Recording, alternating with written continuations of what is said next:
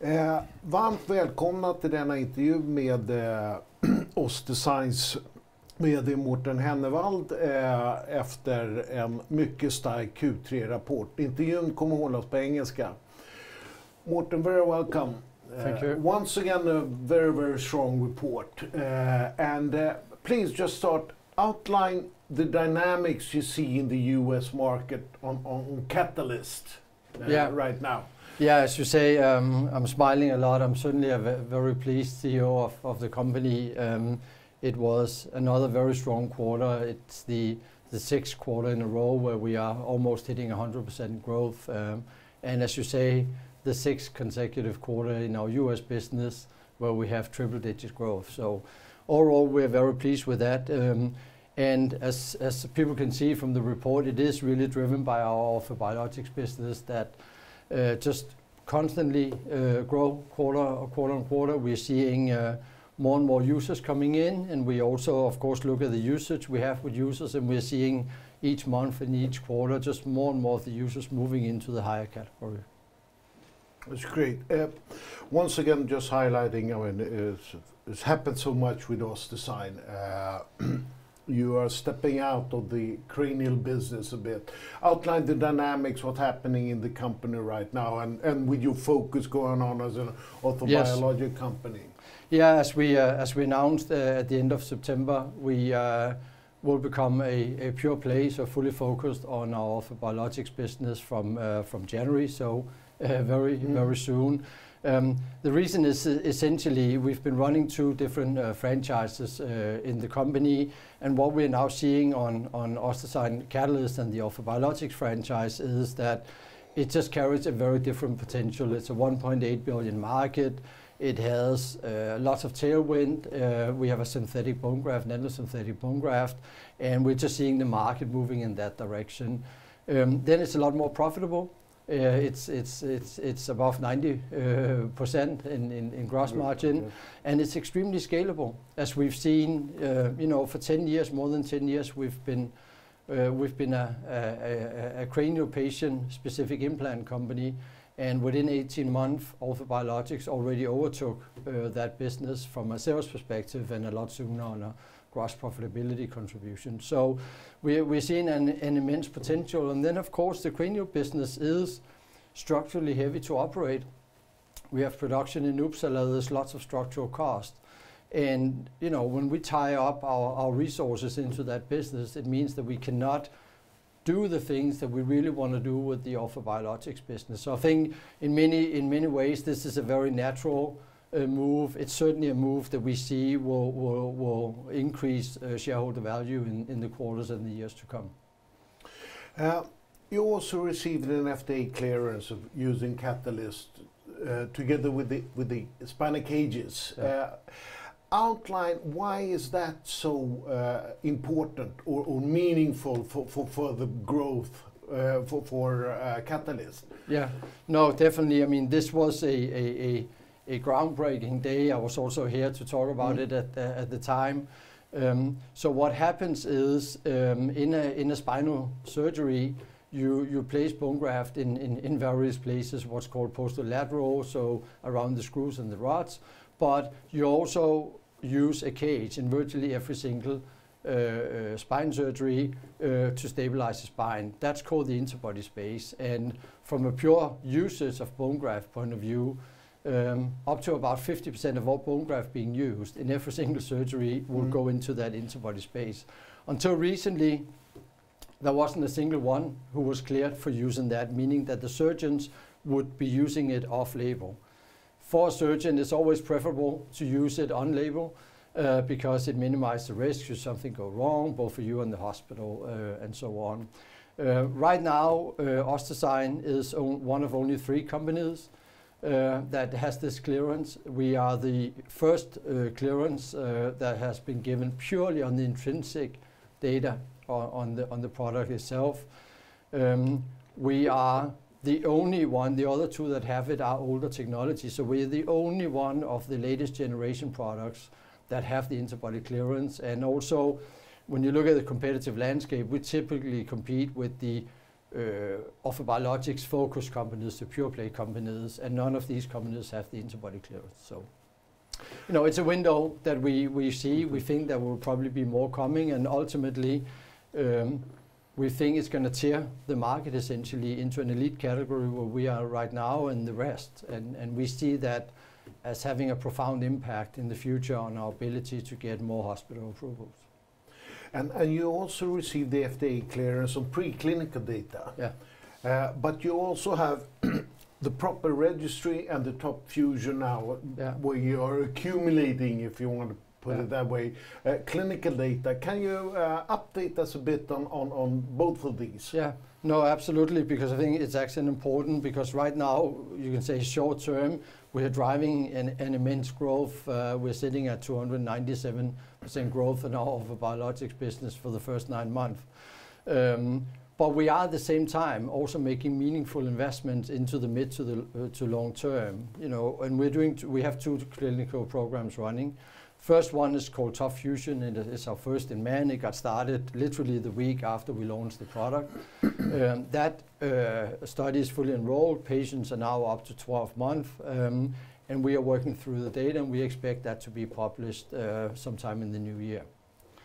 Then at the same time, about 6 months later, we've started what we call Propel, which is a multi-center spinal fusion registry. We have 10 sites in there for the time being, and we now have more than 200 patients enrolled. And that is really interesting, because this is our registry. We own the data. We have real-time access to that data. So as the data is building and the cohort of patients is building, it gives us immense opportunities to run publications and really qualify and prove our clinical performance in a different way. So yes, growth right now, you know, we are building growth, and for those that like to see that, that's the short term, but we are at the same time building a company for the mid to the long term, which I think is important.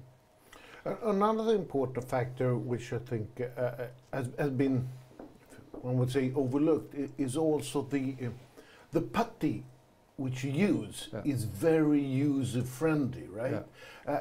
Can you outline why is that important? Why is it important in the OR with the user-friendly putty? No, absolutely, because I mean, right now we are commercializing on preclinical data by and large. We've had our first patient report from Top Fusion published, but we are largely selling on the very strong preclinical data, which, as I've said before, we've been in this industry in our previous lives for many years, and this is the best preclinical data.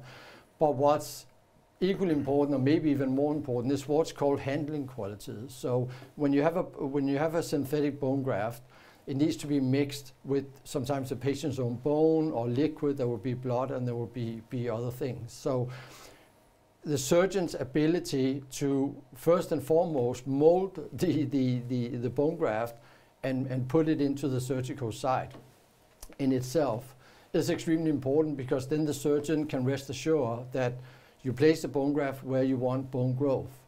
And you can trust, to the extent that you trust that the product will grow bone, then you know it's exactly there. Now the other one is what's called irrigation. There are many bone grafts that once you start to mix it with blood or other liquids and the patient's own bone, it will start to dissolve. Technically it's called irrigation.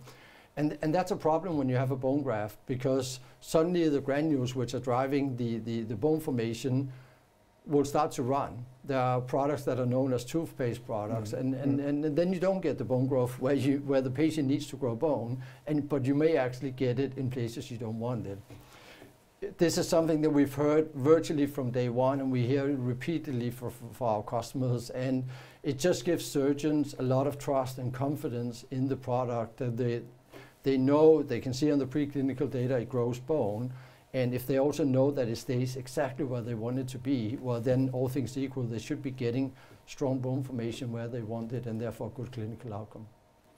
Returning now to the dynamics in the US market, mainly looking on sort of we've forgotten about COVID, sort of the post-COVID market dynamics now. Is spinal fusion operation returning to pre-COVID levels right now? Is that what you see do you see an underlying volume growth in procedures? And do you deem that to be sustainable a couple of years going forward? Yeah, I mean, I can say we haven't really heard about stop to elective surgeries or problems around capacity for a period of time, more than a year and a half, I would say. So we see that as being very, very normalized. Where the market has fundamentally transformed is that the hospitals, in particular the large systems, are really struggling. They're posting very significant losses, and it means a lot of them are going through cost review exercises. Nothing to do with our bone graft, because it's a fraction of the cost of a spine surgery.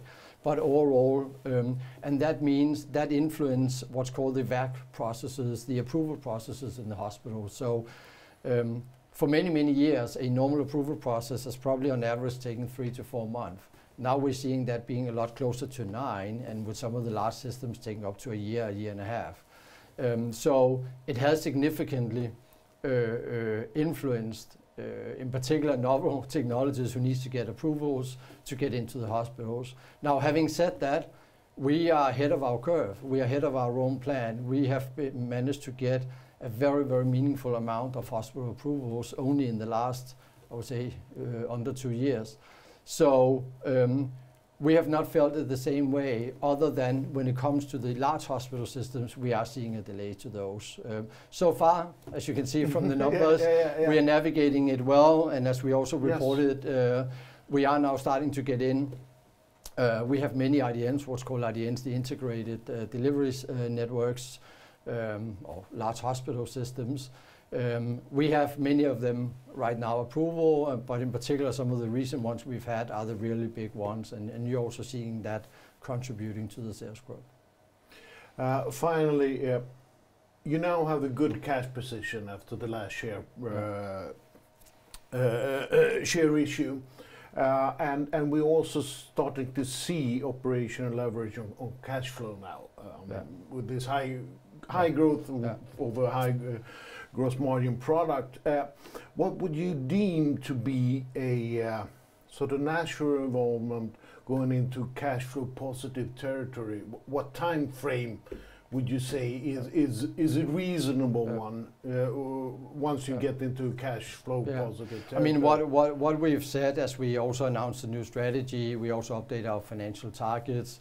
We're now aiming at a sales level of between 150 to 200 million SEK in revenue, at which point the company should also go cash flow positive. Now, I also just want to say it really also depends what investments we're doing, because there are 2 reasons why we are focusing on the biologics. One is we didn't see the cranial business being accretive to value creation, both profit and cash generation in the years to come.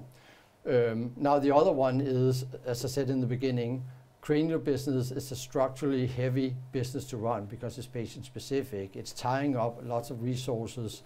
So there are clearly things right now in our biologics business, even though it's going really well, there are things that we would have liked to do sooner, but haven't been able to because we simply couldn't spend more money. Now, so with some of the cost reductions we see, of course, we're also looking at what are the things that we really need to invest in to keep driving the biologics business, keeping the high growth rates we're seeing right now, preparing for the midterm. We have managed extremely well in scaling our production in a very short amount of time. It's been tight a few times because it's been hard to keep up with the demand. So of course we need to make sure that value chain, the production, the supply chain can also cater for the volumes in the years to come. There are clear things on the R&D side that we need to start developing to broaden a portfolio. And then of course we need to be mindful all the time on clinical data. Now we have 2 things, TOP FUSION is coming up. What should be the next to make sure that we stay very competitive, and the markets are changing. We are seeing more people focusing on the clinical data today than maybe what was the case 10 years ago. So there are some obvious things that we need to consider what to invest in, And by freeing up the cash and the resources from the cranial business, of course, it makes sense that we transfer some of that into the biologics business so we can keep the engines going. That basically finishes my number of questions. Is there something you want to highlight before we end, which we have missed during our discussion on the specific? No, as I said in the beginning, I'm extremely pleased with the result. I think what we're seeing in the business is not just a one-off. I remember, it seems way back when now, but when we did our first good quarter and everyone told us, well, you need to show a few good quarters, so we did 2 or 3, and now we are at 6. So we're seeing a very sustained high performance, where we're definitely outperforming our peer averages right now when it comes to growth, which means that we are taking lots of market shares, right? Still in the small numbers because it's a very big market, but I'm extremely pleased with how we're operating right now, as you can imagine. So. Okay, thank you very much, Morten. Thank very you, Peter. interesting facts on the table. Thank you. Thanks a lot for having me.